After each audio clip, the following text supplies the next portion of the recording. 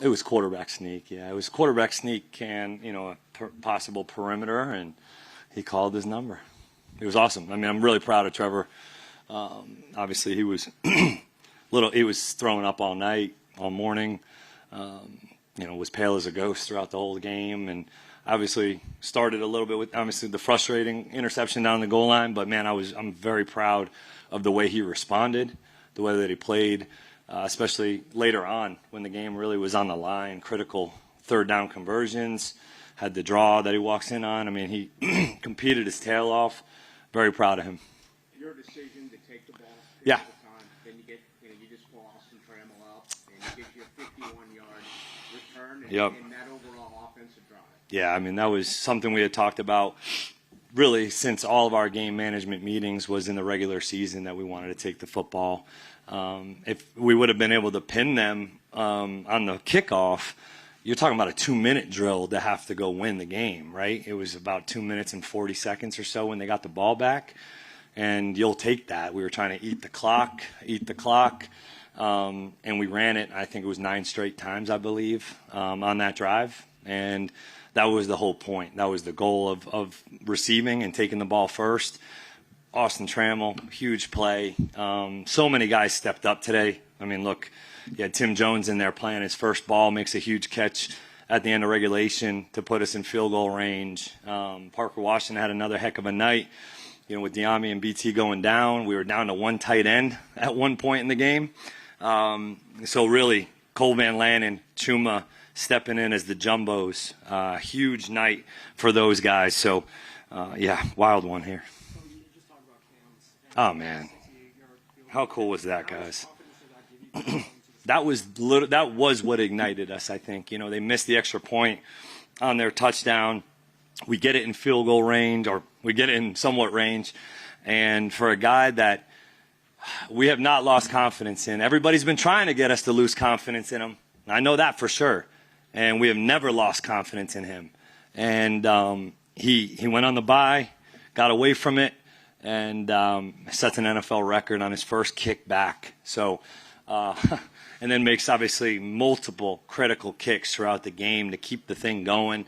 Couldn't be more proud of him and this whole team. To piggyback off that, in terms of the outside noise trying to get y'all to lose comfort, you have never wavered from having his back, including when he's had some trying times. How confident were you? What was the discussion? Take us in the during that timeout to say we're going for 68 yards. Yeah, it was pretty quick. I mean, we made that decision very quickly. I mean, you're looking at the ball's right on the 50. What was it on? Right on the 50, correct? And I looked at Heath. Heath was like, "Let's go." I'm like, "Let's go, man." I mean, there was no, what are we going to do, throw a Hail Mary? I mean, we've seen him do it before. And we're indoors. We're in a great space for it. And he was hitting it pretty good in pregame. And he hasn't missed a kick in practice in 3 weeks. So you're not sitting there looking like, man, he hasn't been hitting the ball well. And we just looked at him. He started walking away a little bit to just kind of get his composure. And, man, I ran right on the field as soon as he hit it and started running off the sideline. I ran right at him. I mean, it was like we won the Super Bowl. But it was what ignited us. And that confidence from him, from a guy that was been struggling. And, man, that was a really special moment for our team, for Cam himself, and for our whole group of guys.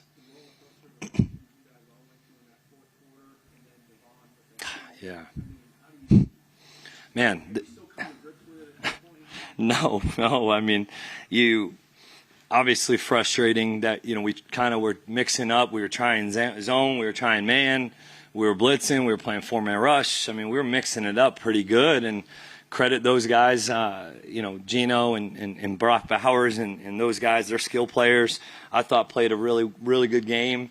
Jay Lou goes down, first drive of the game or whatever it was, and Jarian steps in. We're doubling Brock. We're playing zone. We're blitzing. So it was an old roller coaster game. The emotions. We tried to just stay level-headed, and at halftime, obviously the kick ignited us, as I mentioned, but nobody was flinching.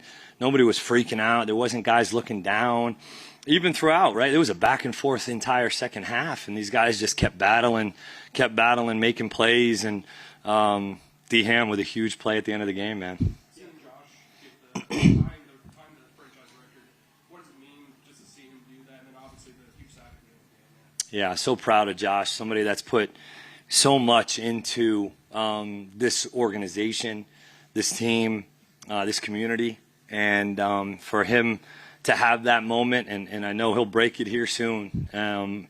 He was a man on a mission. I mean, he was frustrated at times today and stuck with it. Had a huge play for us in overtime. Wish we could have capitalized on that 3rd and 10 or 11, whatever it was. But really, really cool moment for Josh and his family.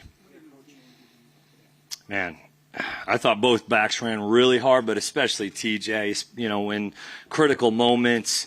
4th down, ran the speed option to him. He gets a blow and gets the 1st down. I mean, he showed the confidence that we've had in him this whole time, that his teammates have had in him, that we needed to get going, the run game, and he definitely spearheaded that. I know the guys up front played their tails off, handled the game. Wrecker and Max Crosby, I thought, pretty well in a lot of ways. Got a lot of respect for Max and that whole defense that they had today. But TJ just – man, he kept sticking with it, and had some explosive runs that we needed. I mean, especially the toss on our sideline that got us down before the quarterback draw was a huge play.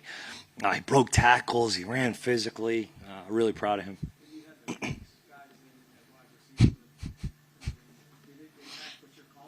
Yeah, a little bit for sure. EB, I gotta give Edgar Bennett a lot of credit. He got those guys ready to play. Tim Jones and Tram and Parker. You're down to 3 wideouts. You're down to 1 tight end at one point. I mean, the whole thing. But yeah, it definitely impacted a little bit in terms of what the positions you can put them in, right? I mean, I couldn't just go off the call sheet and call a lot of the game plan runs or plays, passes, because there were some intricate formations and things that we had guys mixing and matching. So that's why we just kind of stuck with the run at that point, in the overtime especially, to just let them go line up, play, and compete. So everybody was involved in that win. Coach, you mentioned Brock Bowers. Yeah. What made him so insane? Man, look, he's got a full route tree. So when they're in 12 personnel, they're really in 11. When they're in 11 personnel, they're really in 10. And he gives you the ability. He can run option routes like Cooper Kupp.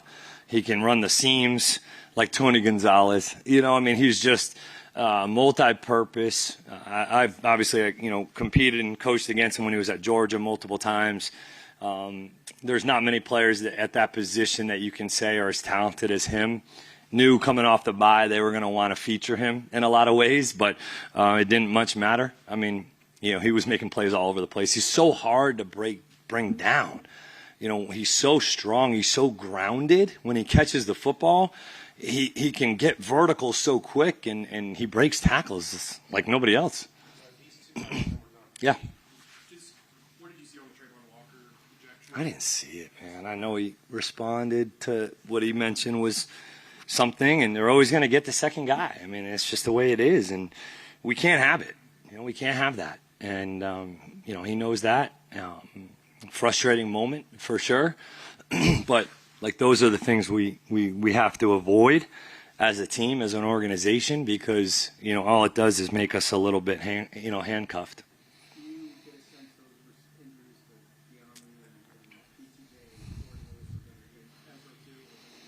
I don't, I didn't quite get the severity of each of them. I just knew that it was, I know BT was trying to come back. I mean, he was in and back out. He makes the huge 3rd down conversion at the end of regulation, and I think, rolled his ankle up or whatever it was. And, Jay Lou obviously has been kind of back and forth with that, just working through it. And I think he just got a stinger or whatever it was. And then Diami, I don't know, I think it was similar, upper body injury.